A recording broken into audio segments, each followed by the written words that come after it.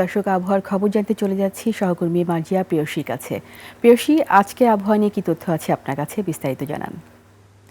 রীতা, আপনাকে অসংখ্য ধন্যবাদ। দর্শক, এই মুহূর্তে আপনাদেরকে আজ এবং আগামী 24 ঘন্টার আবহাওয়ার সর্বশেষ তথ্য সম্পর্কে জানাবো। আজ 12ই আগস্ট 2026 তারিখ বুধবার।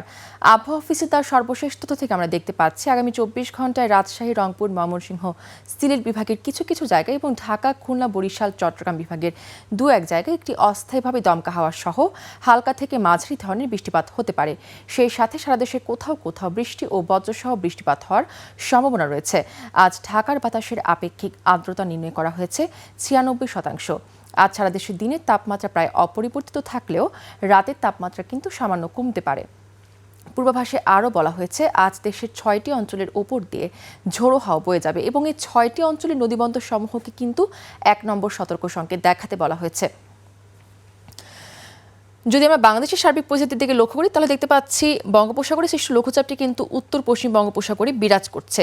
বর্তমানে যদি বিশেষ কিছু অঞ্চলের তাপমাত্রার দিকে আমরা লক্ষ্য করি তাহলে দেখতে পাচ্ছি বর্তমানে রাজধানীতে তাপমাত্রা রয়েছে 30 ডিগ্রি সেলসিয়াস, রাজশাহীতে রয়েছে 29 ডিগ্রি সেলসিয়াস, রংপুরে 31 ডিগ্রি সেলসিয়াস, ময়মনসিংহে তাপমাত্রা রয়েছে 31 ডিগ্রি সেলসিয়াস, সিলেটে 30 ডিগ্রি সেলসিয়াস এবং কুমিল্লায় 29 ডিগ্রি সেলসিয়াস। আজ দক্ষিণ পূর্ব দিক থেকে ঘন্টায় 10 থেকে 15 কিলোমিটার বেগে একটি বাতাস প্রবাহিত হতে পারে। আজ সূর্যাস্ত হয়েছে সন্ধ্যা 6টা বেজে 34 মিনিটে এবং কাল সূর্যোদয় হবে ভোর 5টা বেজে 33 মিনিটে। দর্শক, আবহাওয়া নিয়ে এই ছিল আমার কাছে আজকে সর্বশেষ তথ্য। ফিরে যাব রীতার কাছে। রীতা।